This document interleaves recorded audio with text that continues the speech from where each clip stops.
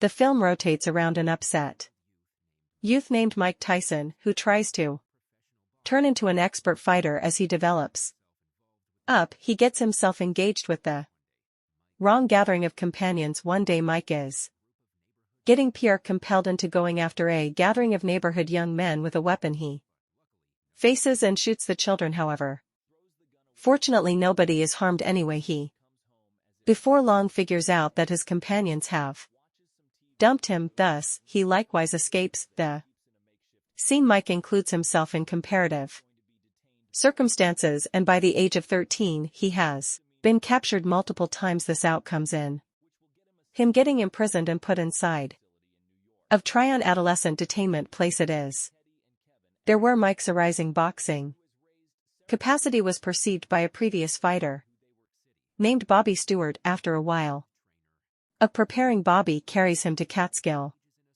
an enclosing exercise center club, New York City, and acquaints him with the prestigious coach Kusta. Proverb. Mike takes part in a fighting meeting with a fighter from the club, and Kuz is immediately dazzled with his strength and potential. Accordingly, he chooses to encourage Mike and welcomes him to remain at his home where he trains his different contenders.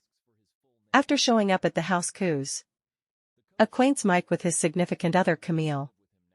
Anyway, she gives off an impression of being baffled with Mike's expansion to the house, as they as of now have an adequate number of individuals living there. From that point on, Kuz starts to thoroughly prepare Mike to make him quite possibly of the best contender. One day a 16-year-old Mike gets the lamentable news that his mom has died, so he goes back home to Brooklyn to go to her burial service. Crushed regardless of the dismal event, Mike doesn't invest a lot of energy in Brooklyn, and on second thought gets back to New York to proceed with his preparing. In recognition of his mom, he chooses to fabricate a pigeon coop outside the home where he's remaining, which serves as a contacting recognition for her memory. One day Kuz moves toward a lamenting Mike and inspires him by saying that a proficient fighter continues to push on no matter what his inclination or going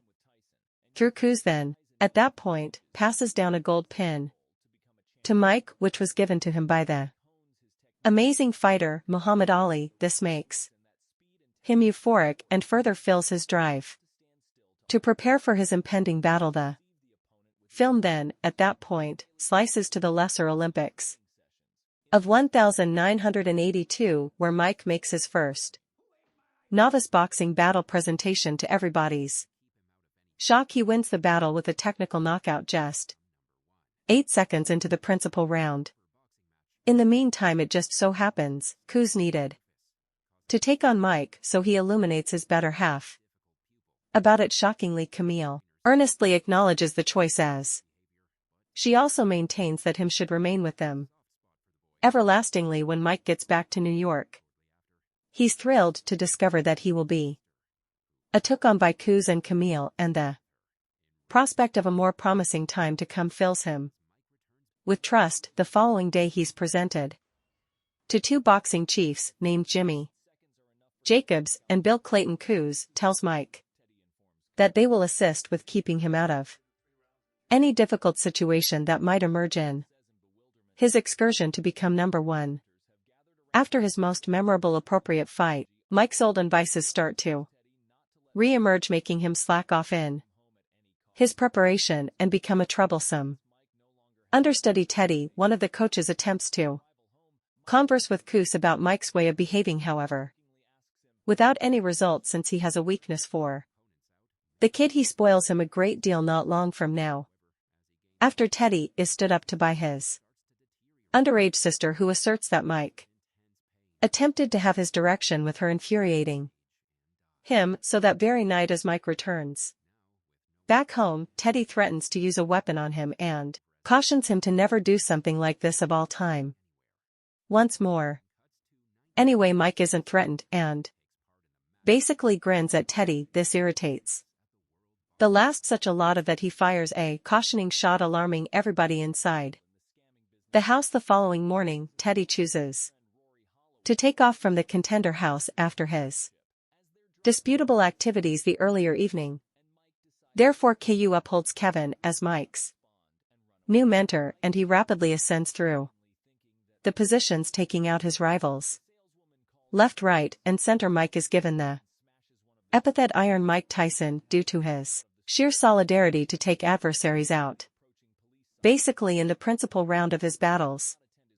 Anyway, as he acquires ubiquity, Ku's well-being begins to disintegrate after a couple long stretches of extreme torment. He ultimately surrenders to his advanced age and passes on, crushing Mike. Now with nobody left to oversee Mike, Jimmy chooses to dominate as his supervisor and consoles him that he is staying put.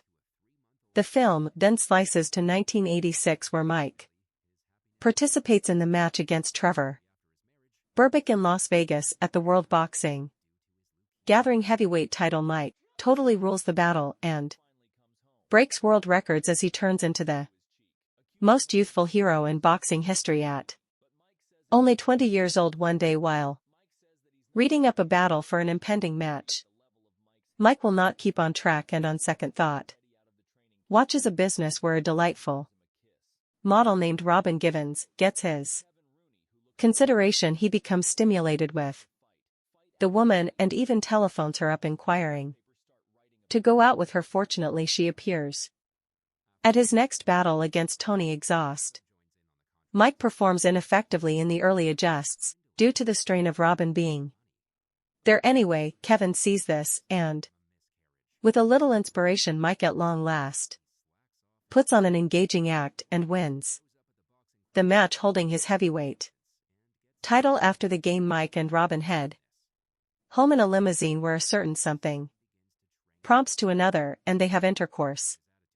They likewise start an authority and public relationship. A year after the fact, Mike gets hitched to a 3-month-old pregnant Robin in secret. Tragically, his satisfaction doesn't keep going long, as presently after his marriage he's educated that Jimmy has died because of his leukemia. This puts a psychological cost for Mike, as he has again lost an individual whom he cherished and confided in. Sometime thereafter, while going to Jimmy's memorial service, Mike is moved toward by a boxing advertiser named Donald First Light Lord. He has accompanied an unbelievably lucrative proposition which no fighter can deny. Anyway, shockingly, Mike declines it and on second thought chooses to make Daybreak his battle advertiser. Following this choice, a great deal of debate encompassing Bill and Sunrise beginning to